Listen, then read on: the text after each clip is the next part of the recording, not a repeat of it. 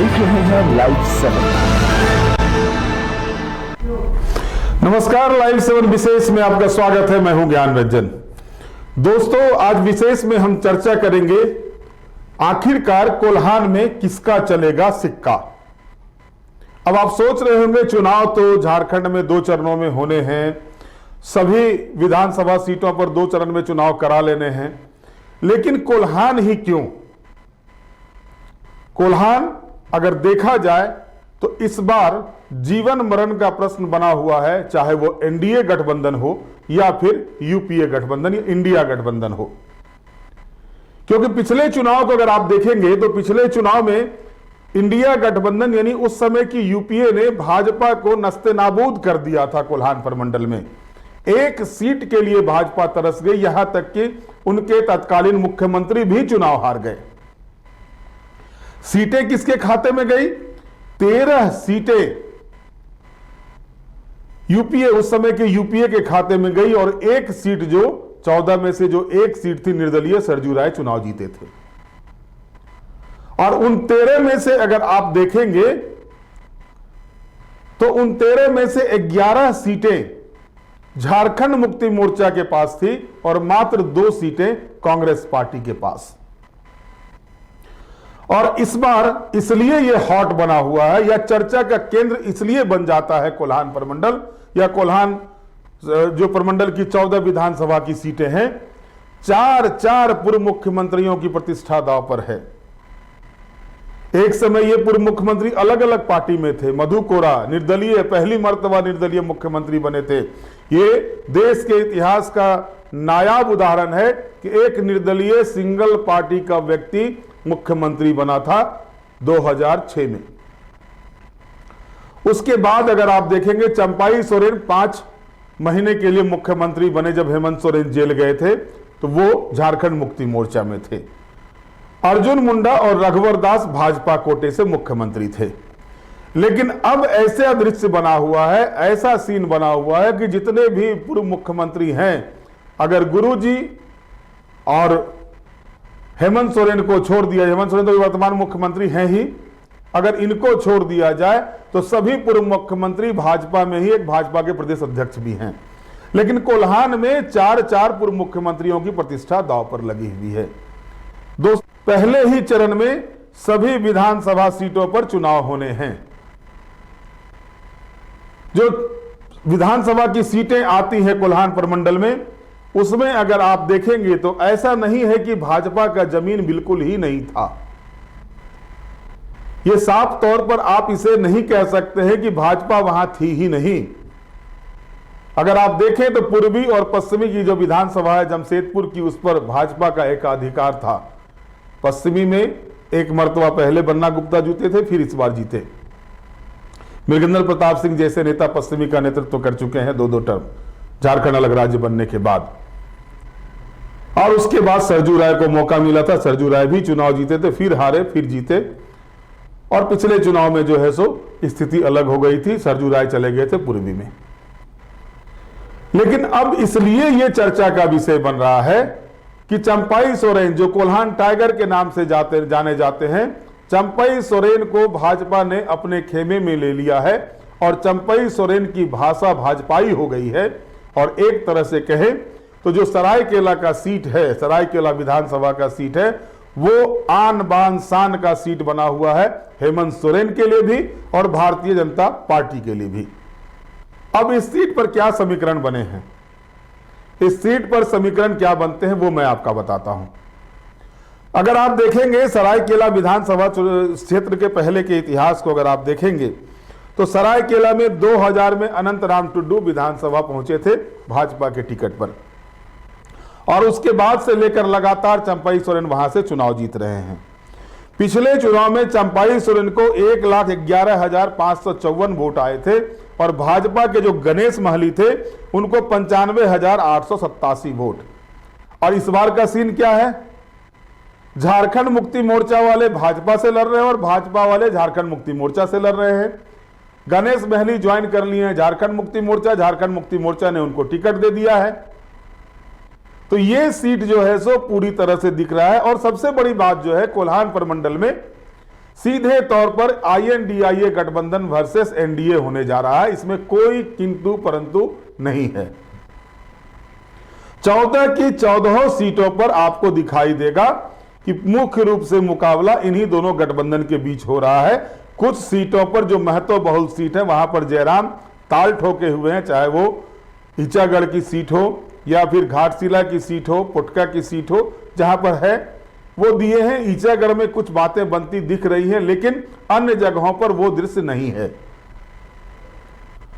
अब अगर आप दूसरे महत्वपूर्ण सीट पर जाएं, जमशेदपुर पूर्वी में पिछले मर्तबा रघुवर दास को हराया था सरजू राय ने निर्दलीय खड़े होकर के, और इस बार सीन बना है रघुवर दास की पुत्रवधू पूर्णिमा दास साहू वहां से चुनाव लड़ रही हैं। पूर्णिमा दास साहू लगातार जितने भी भाजपा से जो नाराज नेता हैं उनको टिकट मिलने के बाद सबके घर घर जाकर के वो उनसे सहयोग मांग रही, अपील की रही, और जानकर आपको आश्चर्य होगा कि पिछले एक सप्ताह में उन्होंने जो एक खाई बनी हुई थी कार्यकर्ताओं की, उस खाई को पाटने का भरसक प्रयास किया है और उसमें उनको सफलता मिलती हुई दिख रही है। अब कांग्रेस पार्टी से पूर्व प्रदेश अध्यक्ष डॉक्टर अजय कुमार वहां से कैंडिडेट हैं। सीधी लड़ाई यहां पर जो है सो कांग्रेस वर्सेस भाजपा होनी है। वहीं अगर आप आते हैं जमशेदपुर पूर्वी की सीट पर, तो जमशेदपुर पूर्वी की सीट पर जो है सरजू राय इस बार जदयू के टिकट पर चुनाव लड़ रहे हैं। वो वहां से 2 टर्म पहले विधायक रह चुके हैं, राज्य सरकार में मंत्री भी रह चुके हैं, और बन्ना गुप्ता भी दोनों ही टर्म में मंत्री रह चुके हैं। अब लगातार सरजू के बाण बन्ना पर चल रहे थे, और इस बीच एक और चीजें जो देखने को मिली, जिस रघुवर दास के खिलाफ मुहिम छेड़ी थी सरजू राय ने, नामांकन के वक्त उनकी पुत्रवधू और सरजू राय एक मंच पर दिखे, यानी कहीं ना कहीं जो है सो एक तरह से कहा जाए NDA को लेकर के एक शुभ संकेत ये माना जा सकता है। अब यहां पर जमशेदपुर पश्चिमी में सीधी लड़ाई सरजू राय वर्सेस बन्ना गुप्ता होनी है। हम चलते हैं बहरागोरा की ओर। बहरागोरा के अगर आप इतिहास को देखेंगे, बहरागोरा के पिछले चुनाव को अगर आप देखेंगे, तो उसमें आपको साफ तौर पर यह पता चल जाएगा कि स्थिति क्या थी। बहरागोरा में 2000 और 2005 में बीजेपी के डॉक्टर दिनेश सारंगी वहां से विधायक थे। उसके बाद 2009 में JMM के विद्युत वरण महतो चुनाव जीते। फिर 2014 में कुणाल सारंगी जो है वो JMM से चुनाव जीते। 2019 में समीर मोहंती JMM से चुनाव जीते। विद्युत वरण महतो सांसद हैं जमशेदपुर से, वो भाजपा में शामिल हो गए हैं 2014 में ही। पिछले चुनाव में अगर देखा जाए तो कुणाल सारंगी भाजपा में थे, और इस बार एन चुनाव वक्त से पहले वो कुणाल सारंगी आ गए हैं झारखंड मुक्ति मोर्चा में, बड़े भैया के चरणों में आ गए। बड़े भैया ने उनको टिकट नहीं दिया, तो वो बड़े गर्व से ये कह रहे मैं घर वापसी कर गया हूं, लेकिन उनका घर अगर देखा जाए, अगर पिता से घर बनता है तो उनका घर भारतीय जनता पार्टी था।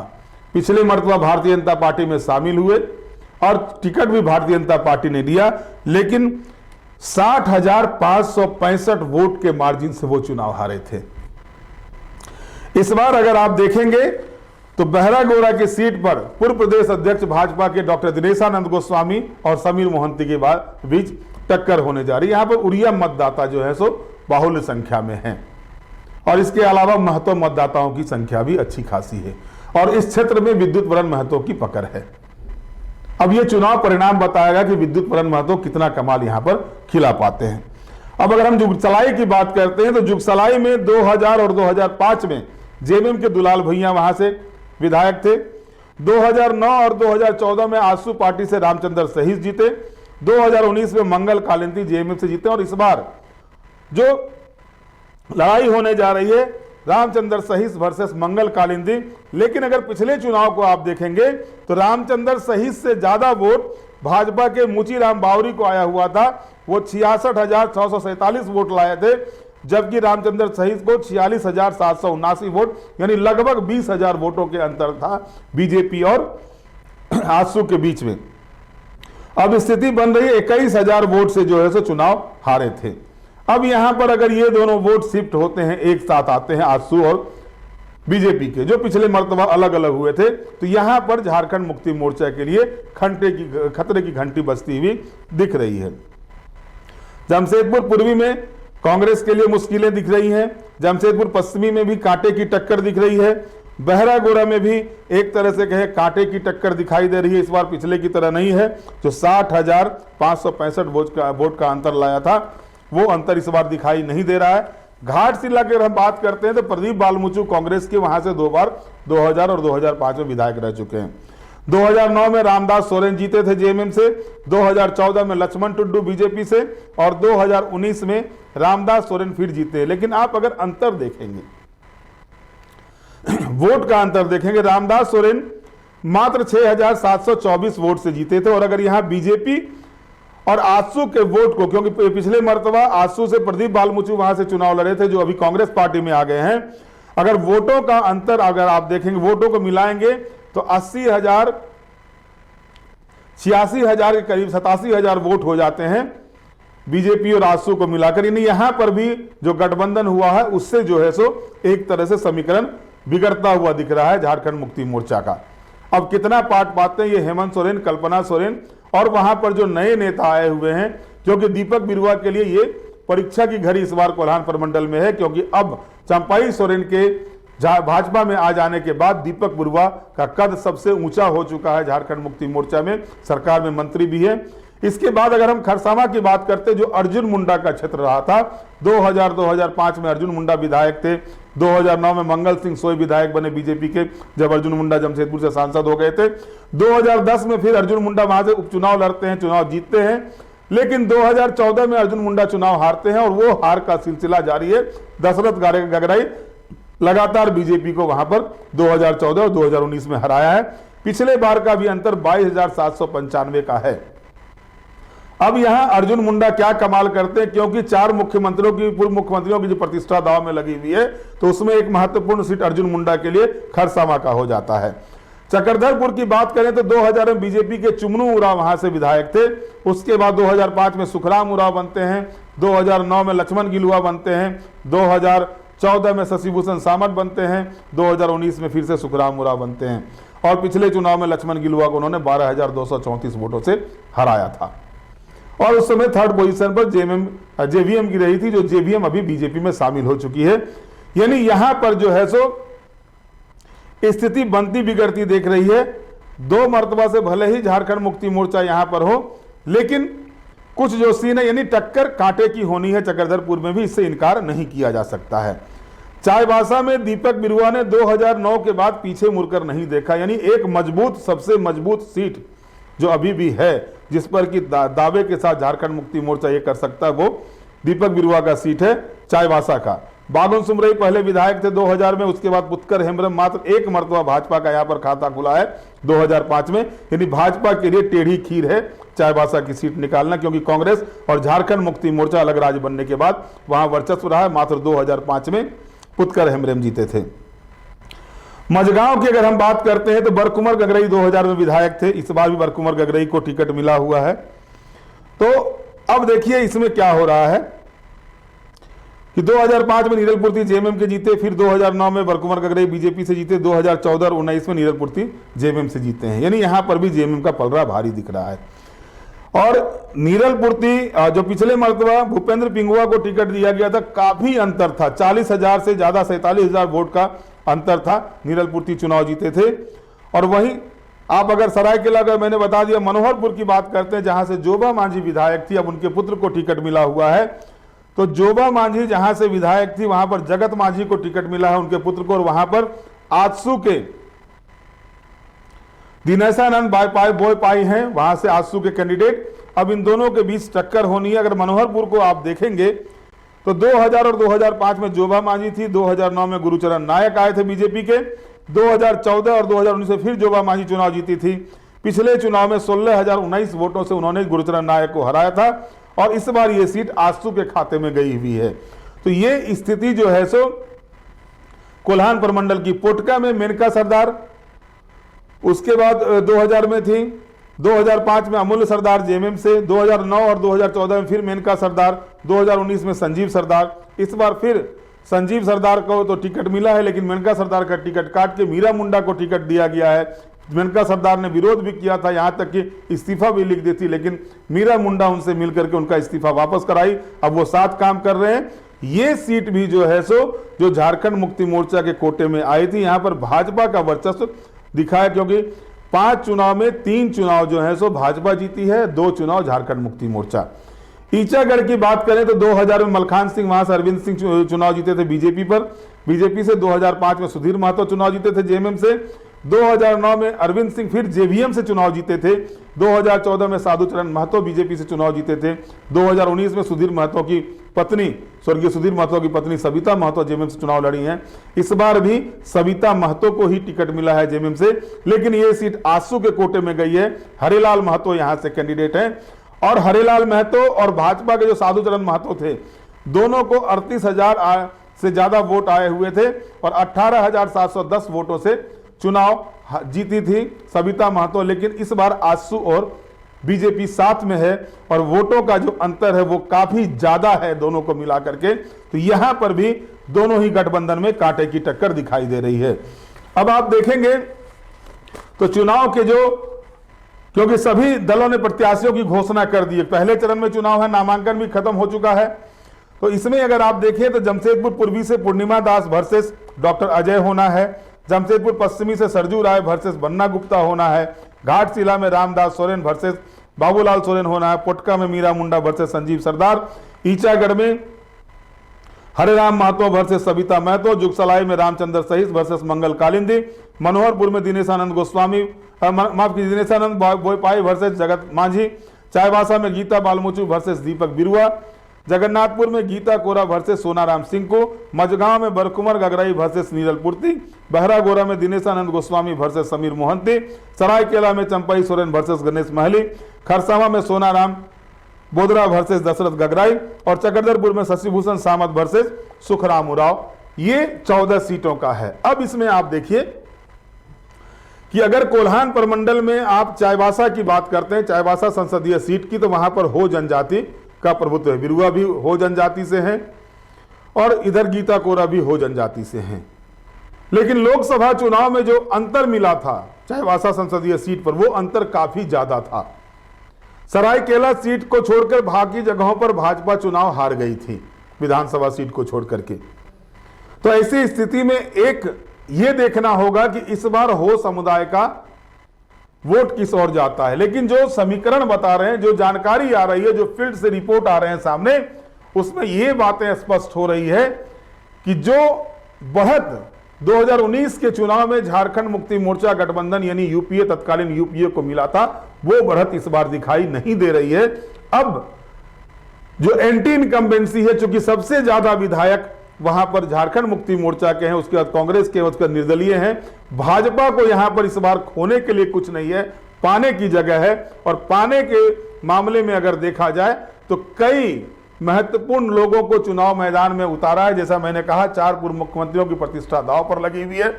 अब देखना है कि इस चक्रव्यूह को हेमंत सोरेन और कल्पना सोरेन किस तरह से पाटती हैं, क्योंकि सत्ता की सीढ़ी संथाल से कभी हुआ करती थी, लेकिन जो पिछला चुनाव था उसने यह साबित किया था कि सत्ता की सीढ़ी पर सबसे प्रबल दावेदारी अगर किसी प्रमंडल ने कराई थी वो कोल्हान प्रमंडल था। और इस बार यह भी देखना दिलचस्प होगा कि क्या कोल्हान प्रमंडल फिर से सत्ता की सीढ़ी के लिए रास्ता तय करती है, रास्ता तैयार करती है या नहीं।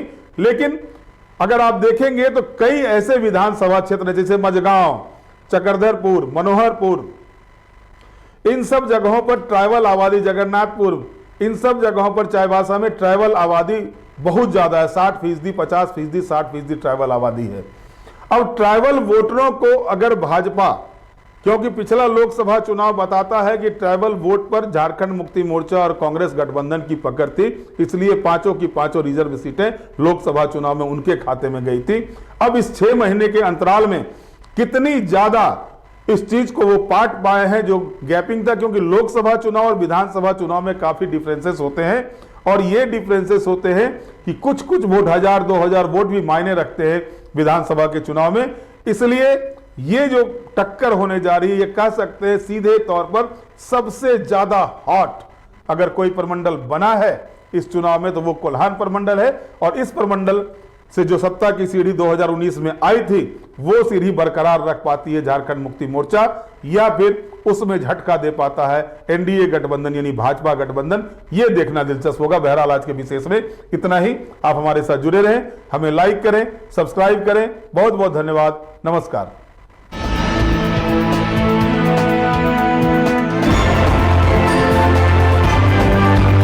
आप देख रहे हैं लाइव 7।